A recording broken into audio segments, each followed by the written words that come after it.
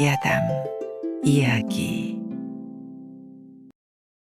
첫날 밤 서로 옷고름을 풀며 옛날 중원에서는 인간 70고래회라고 늙은이 나이 70세가 되면 쓸모없이 밥축만 내는 폐물이라고 땅속에다 혼자 거처할 수 있는 집을 지어주고 이래 동안 먹을 수 있는 생쌀만 주었다고 합니다.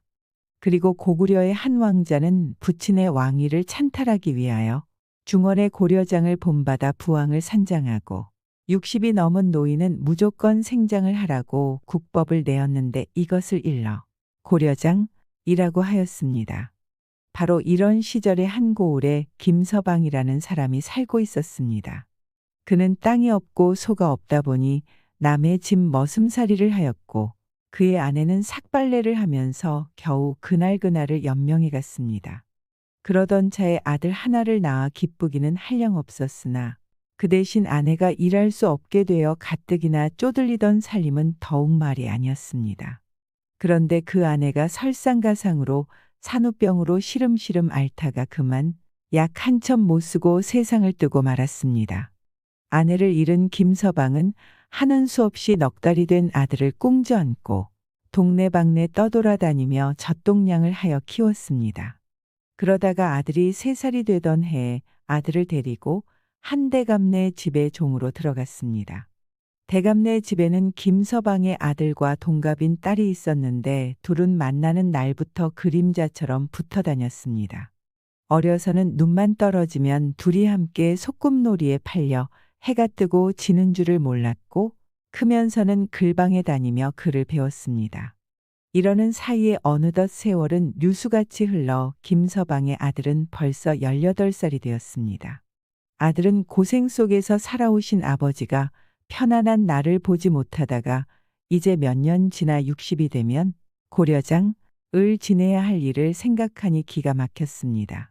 그래서 담은 몇 해라도 아버지를 더 편안히 쉬게 하려고 자기가 대신 대감집 종으로 들어갔습니다. 대감네 딸은 비록 김서방 아들이 종이기는 하나 어려서부터 소꿉놀이 신랑인데다가 마음씨 착하고 부지런하고 총명하다는 걸 알고 은근히 사모하던 차였지만 기뻐할 수만은 없었습니다. 신분의 차이가 있었기에 어떻게 할 수가 없었습니다. 딸은 가끔 어렸을 때 신랑 신부로 놀았던 것을 생각했습니다. 그때 너무 행복했는데 첫날 밤 놀이할 때 서로 옷고름 푸는 흉내 내면서 많이 웃었던 게 생각이 나네. 진짜 너와는 안 될까? 라고 생각하면서 한숨을 내쉬었습니다. 그래서 그들의 정은 남몰래 점점 깊어갔습니다. 헌데 그때 김서방은 어느새 60세가 되어 당장 고려장을 당하게 되었습니다. 김서방의 아들은 아버지가 넉 달 된 자기를 안고 동네방네 찾아다니며 젖동량하여 자기를 기른 정과 어린 자기가 계모의 손에서 구박을 받을까봐 호라비로 늙으면서도 후처를 하지 않은 일들을 생각하니 차마 그 아버지를 생장할 수 없다고 생각했습니다. 그래서 아무도 모르게 햇빛이 잘 드는 양지 쪽 산비탈에다 미리 땅굴을 파 돌집을 지어놓고 아버지가 60살이 되니 아버지를 그곳에다 모셨습니다. 아들은 정작 땅굴에 아버지를 두고 생이별을 하자니 발이 떨어지지 않아 피눈물을 쏟으며 아버지의 두 손을 마주 잡았습니다. 아버지, 국법이라 자식으로서도 어쩔 수 없는 일이옵니다. 아무쪼록 진지를 제때에 드시고 해가 뜨면 햇빛을 쬐시고 밤이 되면 잡념을 버리시고 일찍이 주무시옵소서.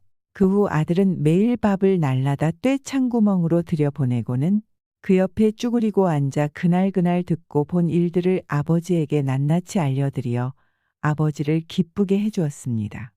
이렇게 하기를 1년이 되던 어느 날이었습니다. 하루는 대감집 딸이 얼굴에 수심을 가득 담고 가만히 김서방 아들을 찾아왔습니다.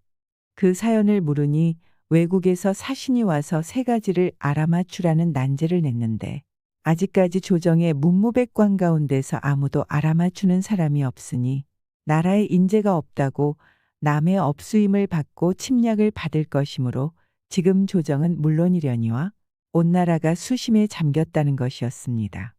그래서 나라님께서는 이 3가지를 알아맞추는 사람에게는 만금상의 벼슬까지 준다고 했다는 것이었습니다.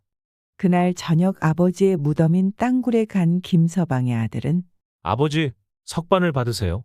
하고는 쭈그리고 앉아 낮에 대감집 딸에게서 들은 이야기를 고스란히 했습니다. 그릇을 내보내면서 아들의 귀에 대고 여차여차하게 그 세 가지를 풀라고 알려주었습니다. 그 이튿날 김서방의 아들이 대감을 찾아가서 자기가 그 문제를 풀이하겠노라고 여쭈니 대감은 회색이 만면에서 정말로 알아맞추고 돌아오면 내 자네를 사위로 삼겠노라며 즉시 그를 안방에 데리고 들어가 새 옷을 갈아입힌 다음 말을 태워 대궐로 보내었습니다. 웬 시골 총각이 난데없이 나타나 국난을 제거해 주다니 왕은 다소 못 믿어왔지만 아무도 나서는 사람이 없으니 행여나해서 즉각 문무백관을 불러들이고 외국 사신을 모셔왔습니다. 그 사신이 세조롱을 가리키며 물었습니다. 저 새 새끼가 무슨 새인고? 네, 공작새로소이다. 저 새가 이 나라에 오늘로 아무 것을 먹여도 먹지 않으니 무엇을 먹이면 살려낼 수 있을까? 네, 우리나라 속담에 산 사람 입에 거미줄이 치랴 라는 말이 있사옵니다. 그러니 납거미줄을 걸어다 먹이면 살 줄 아옵니다.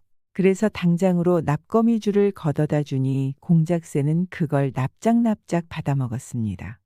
그때까지만 해도 고구려에서는 공작새를 기르지 않아 아무도 이걸 아는 사람이 없었던 것이었습니다.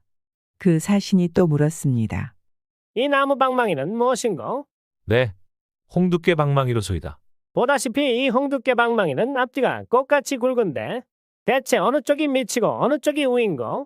네, 물에 잠가보면 알 것으로 아랍니다. 그건 어떻게 하는 말인고?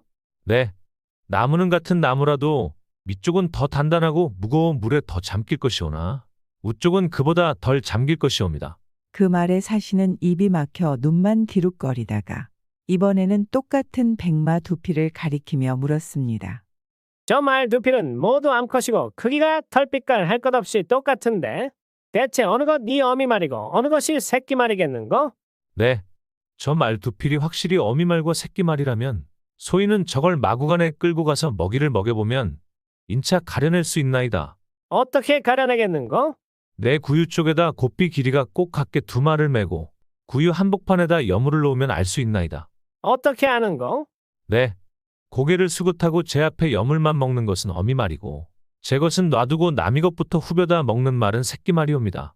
그것은 무슨 까닭인고? 네, 비록 짐승이오나 제 새끼를 사랑하는 사람과 같은가 하나이다.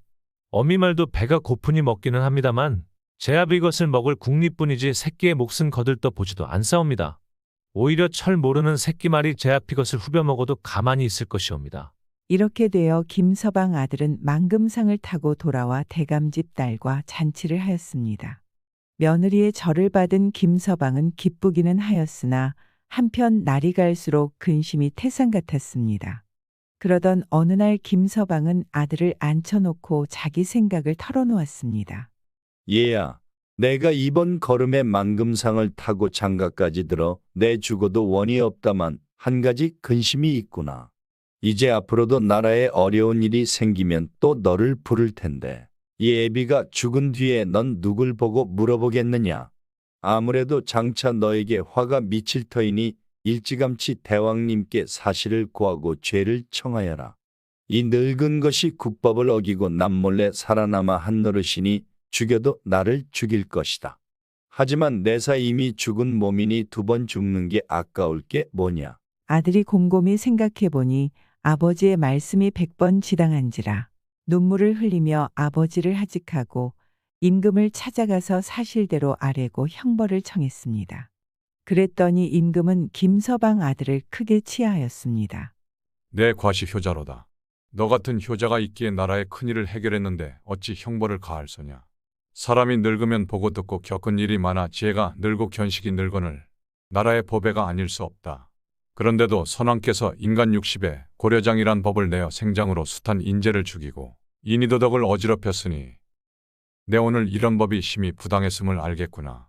과인이 명하노니 이 목매한 고려장을 즉각 폐지하도록 하겠으니 그대는 돌아가는 길로 부친님을 그 어두운 땅굴에서 내놓아 햇빛을 보게 하고 백년장수하도록 모시어라. 집으로 돌아온 김서방 아들은 아버지가 다시 살아나게 되니 기쁘기가 한량없어 큰 잔치를 베풀고 동네방네 사람들을 청하여 하루 동안 마음껏 즐기었습니다.